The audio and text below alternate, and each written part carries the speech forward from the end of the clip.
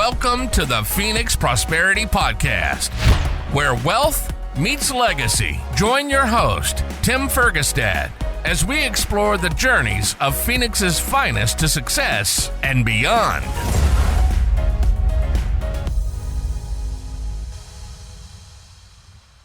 Hello, this is Tim Fergestad. Thank you for joining us. Today I'm joined by Inga Rose, founder and CEO of Reference Medicine. With over 20 years in scientific development, Inga built a better way to source oncology specimens. Transparent pricing, transparent inventory, and zero hassle, so researchers can spend less time chasing samples and more time advancing healthcare. Welcome to the show, Inga. Thanks so much, Tim. It's great to be here. Awesome. Now, we were just talking before that we started how I'm a nerd and I'm geeking out even about her art. But yeah, nice. So why don't you give us a snapshot of your business right now? Yeah. What you do, what the company does. Yeah, sure. So my business is Reference Medicine. We were founded in 2021 by myself, and we are a biospecimen provider focusing on helping oncology researchers get the specimens that they need for all the things that they need for the research and development, to validate really strong assays, to have good controls for their tests. Okay. There's a lot of need out there. I get that, but why don't you break that down for other people who, I mean, you're not just running out like chopping pieces of tissue off of people and you know, to find specimens for No, companies. We are not. So basically what we're doing is there's researchers out there. There's biotechnology companies. There are laboratories that are trying to build better diagnostic tests for cancer, right? And Right. In order to do that, they actually need to have a specimen from a patient that has been donated for research. And so what we do is we connect with those patients through hospital networks, large academic medical centers, pathology groups, and we are connecting with those patients to basically just ask if they're willing to participate in a research trial. And what that means for us, it's not this like long, like you need to show it to a bunch of different appointments and fill out a bunch of surveys. For us, it's very simply that if you're a cancer patient, you typically are going to go in for surgery. And in that surgery, they're going to take out your tumor. And not all of that tumor is going to be utilized for their diagnosis or to come up with their treatment plan. In fact, a lot of it just ends up in biowaste. So what we're asking the patients is, hey, are you willing to sign off as a donor to provide that excess tumor that's going to be removed from your body surgically to a research program called Reference Medicine that's doing really cool things for the medical community to build better tests for future cancer patients. Okay, excellent. So an example client would be a company who's working on an assay so people can go to their primary and get a quick, maybe they have symptoms that or a family history and they want to test some of their healthy tissue to see if it has any of these markers that they might have an issue. That is definitely a use case for that. There's also just some like really interesting new diagnostics that are emerging. So one of the things that a lot of researchers in these biotech groups are focused on is like, how do we catch cancer earlier? How do we make looking for cancer just like getting a measurement of your cholesterol at your regular physical? So what they're trying to do is they're trying to take information that you would typically get from actual tumor sample, but see if you can find that same information in like a blood sample. Yep. So a lot of our patient opportunities also include like donating a vial of blood their morning of the surgery so that researchers can compare those two things so that eventually we can all, as you know, general individuals on this earth, go to our primary care physician once a year for our physical, check to see if we're healthy. Even if we're feeling healthy, it's, you know, good practice for most of us to get a checkup, and then they can screen for cancer, because one of the, you know, most deadliest and saddest things about cancer is so many individuals are walking around with it for years without even knowing. So how do we catch it sooner? So pancreatic cancer, for example, is incredibly deadly because it's asymptomatic until it metastasizes and hits stage 4. So if you can catch it early, you're in a much better situation. Like most cancers, you catch it early, there's something you can actually do, which is great. There are some assays out there. I don't think any of them I've seen are covered by insurance, but I don't know if it was the Grail or Gallery or something like that. Are those related? Yeah.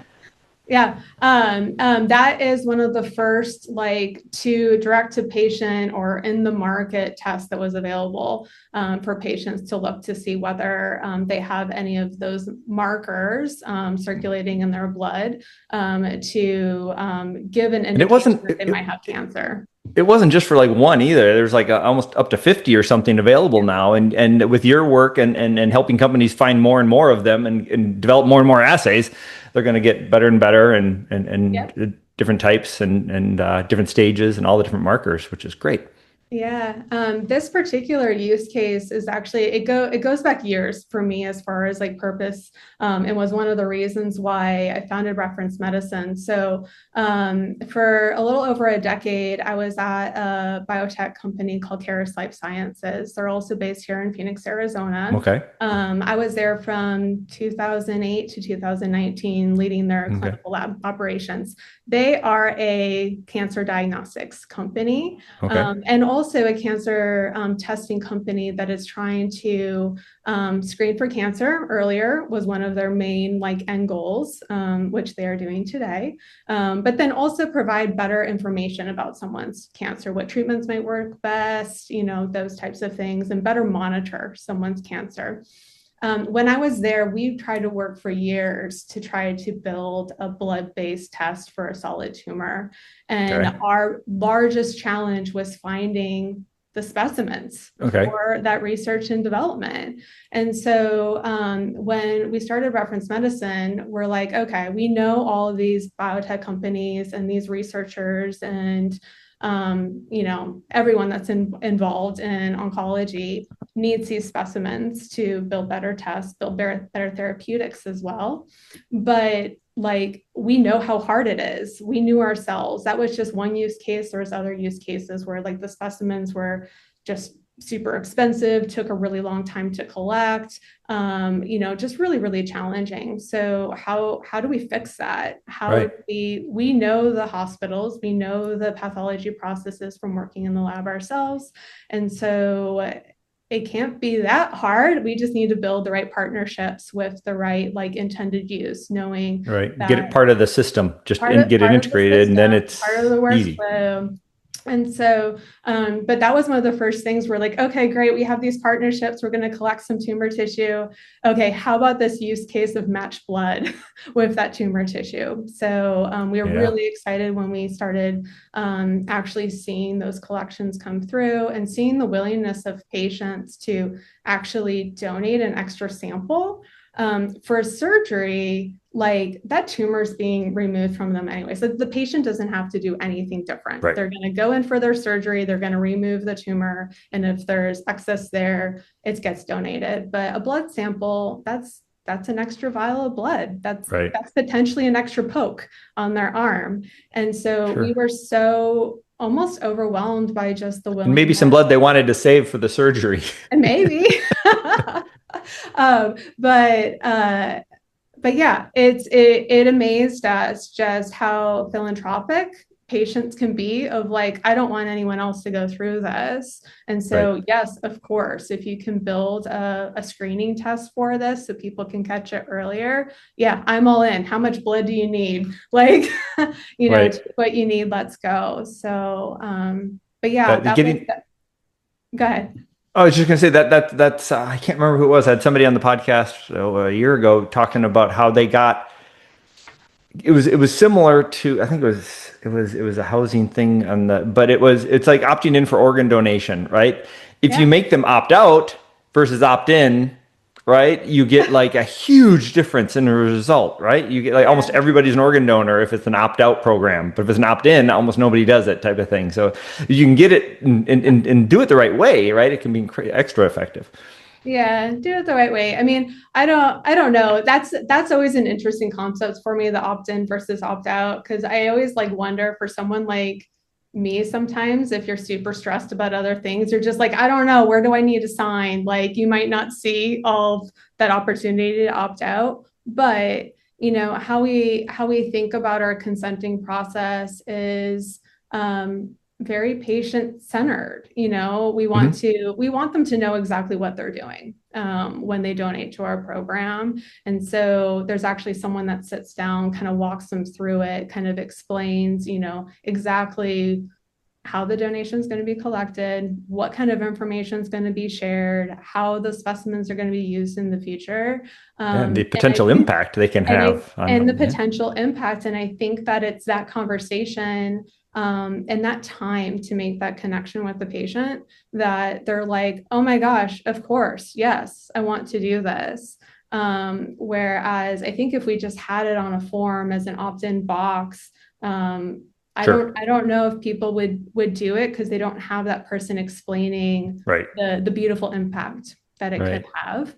And then I would worry if it was just an opt-out for something like this. It's like, did they really know? I don't know. But that's a whole other ethical conversation that I just always want to make sure that the patient comes first, no matter what. Full disclosure. Yes. Yeah, full disclosure. They are the priority from the beginning of the donation, and then all the patients that we're helping in the end. So. Right. Okay, that's awesome. Are there misconceptions on, do people think like, oh, now Big Brother's going to have my DNA and I'm not going to get insurance and my family will never get insurance and all these sort of concerns, or is that not really an issue for these people? It hasn't come up often. I mean, we proactively talk about those concerns and how we alleviate those concerns, and that shouldn't be a concern of theirs. But the genomic part is a really interesting aspect to this, because now with the broad characterization of these samples from a genomic level that we do on our specimens to make the specimens even more impactful for an end researcher, there is this kind of statistical question that, depending on the rarity of the profile of that cancer, could you potentially identify that person, in the future? So we have to disclose that if you happen to be, an individual with a cancer that only happens in, 0.00001 of the population, and it's characterized by these certain genomic markers, like, we have to disclose that, like, there is an end researcher that's going to look at that data and might be able to be like, oh man, my neighbor Sam has the same diagnosis. I wonder if this is Sam. Right. Statistically, super, super rare that anyone can make those connections. But as we were kind of working through all of our ethical procedures and thinking about our consenting process and all of the regulatory reviews, it was definitely a highlight of the conversation, and something that wasn't considered, 10 years ago, 20 years ago, when broad sequencing wasn't really as mainstream as it is now. Okay, sure. What are some of the other, or what's one of the bigger challenges you've had to embrace starting reference medicine? Oh man, I feel like that's a loaded question. That's a big question. Yeah, what part?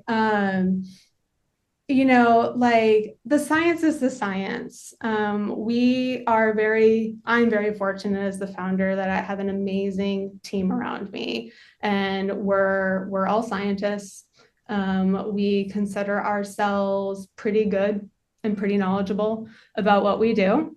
And some might characterize themselves as experts. I always feel like I have something to learn, so I feel like I can't be an expert at anything, but you're an expert in a lot of things. The science stuff, like, science comes with challenges. Biology is challenging. It's unpredictable. We're always trying to give the highest quality specimen, the highest, the best collection protocol to lead to the best preservation of a sample.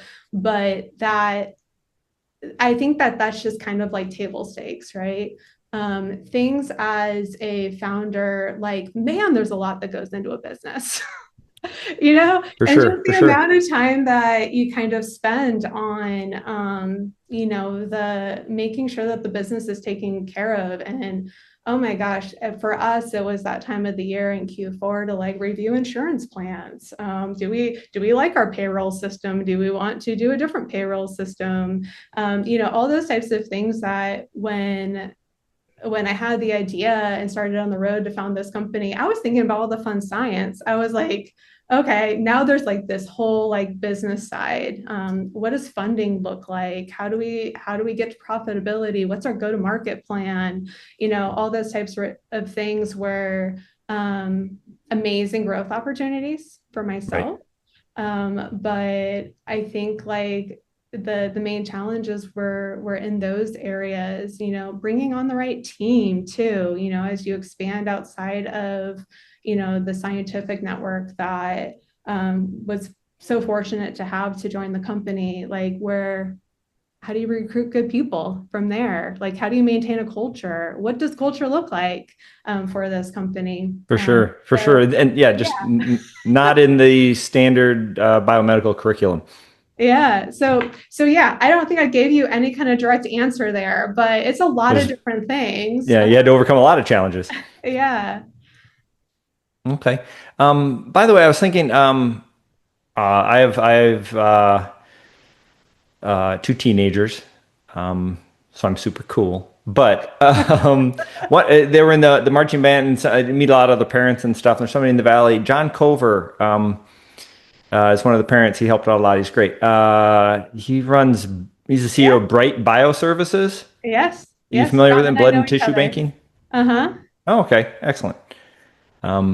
So do you sort of, is that a pretty tight-knit industry here in the Valley? So his focus is a little bit different.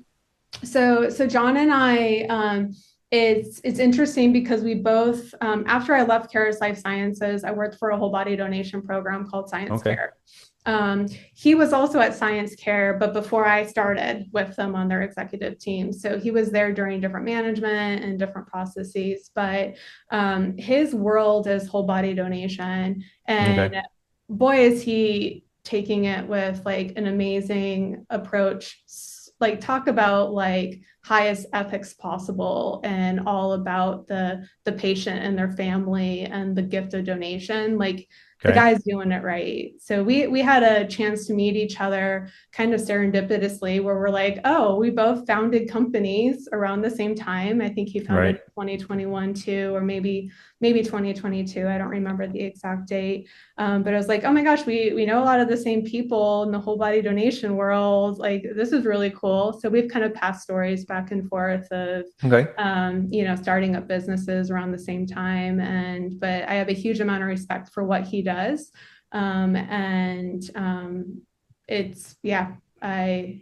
I hope that we can partner more in the future. Sure. Okay. Together. I'm sure there's synergies. I mean, because a lot of your work is local, right? Is it predominantly all your sourcing local, and you help businesses nationally, or how does that work? Yeah, so we're global. And one of the reasons is like by design, in that oncology research has been very focused on a certain demographic group. And so one of our goals as a company is to increase the diversity of the samples so that there's good representation from a worldly population. And so we work with hospitals, medical centers, in the US, ex-US, everywhere, so that we can get as much diversity of those samples as possible. How we collect our samples, there isn't as much of a timeliness as John experiences with his whole body donation business, and how he preserves those samples in a post-mortem or a after death environment. So yeah, and our customers are also worldwide too.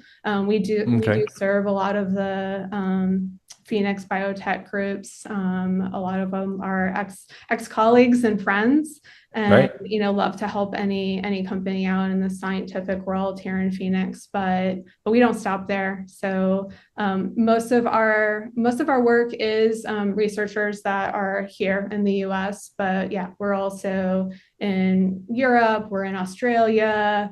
We're sending samples all over the globe.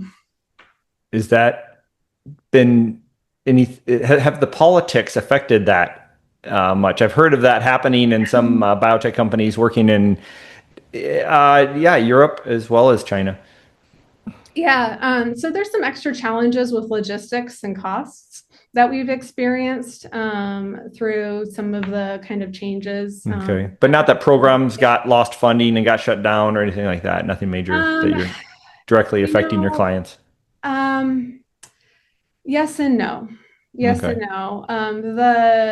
The when we kind of think in business terms about the market and the market volatility has been pretty volatile for the last 12 months or so. It kind of goes in like spurts and valleys of, okay, like, are we investing in a new technology? Are we not? And there's been a lot of, there's changes with like the cuts and grants and, funding through the NIH. But then there's also been changes in R&D tax credits that have helped a lot of companies kind of unlock some additional cash. So with that, we're just kind of seeing a lot of variation and volatility to how people are thinking about investing further in their research and how much money they have to spend. Okay, yeah. And I appreciate all that. It's all great stuff you're doing. And in terms of investing in the business, I mean, that's sort of shifting gears a little bit. A lot of people spend their time reinvesting in their company when they're starting up, right? Is that sort of your focus? Do you have a sort of a goal for scaling this? So right now we're just growing. So we've been fortunate enough to not have to do an additional funding round past our seed funding round that we did when we started in 2021. Nice. And we basically all of our profit we kind of put back into the business to scale it, to bring on new staff, more instrumentation, more capabilities, more space for our operations. And so we've heard that the funding environment has also been a little volatile. So I felt very fortunate that we haven't had to enter that at this time, because we've been able to just kind of, keep afloat on our own. But eventually, once we feel like we're ready for that influx of cash, then, we'll be out there and doing our next funding round and, scaling to the moon. Okay. Well, yeah, there's a lot of options there. It depends. I'm wondering if you have, I don't know this industry well enough to know if there are bigger groups that would want to buy you as an arm specifically to source things only for their projects. Is that sort of an option? Yeah. That's definitely one of the exit opportunities for us, especially for the larger organizations that have whole divisions internally just to work with us to coordinate, specimens coming in. Why not just, fold us into the operation to be a division? So that's one opportunity. Other opportunities is, different biospecimen providers joining forces, and, mergers and acquisitions is something that is definitely on our radar as an exit opportunity. And, I guess there is the opportunity to also go public and see what that looks like. But I would say that that's much lower on our priority list right now, or where we think we're going to go. Okay. It's all great stuff though. And this is inherently impactful, right? You're changing lives, and just when you're working in that space is incredibly powerful. So that's awesome. So to wrap up this interview, can you talk a little bit about maybe any exciting plans or anything you have in the works for 26? In the works for 26, we are going to be on the road a lot this year. So we'll be attending more conferences than we've ever attended previously. So we'll be at AACR, we'll be at ASCO.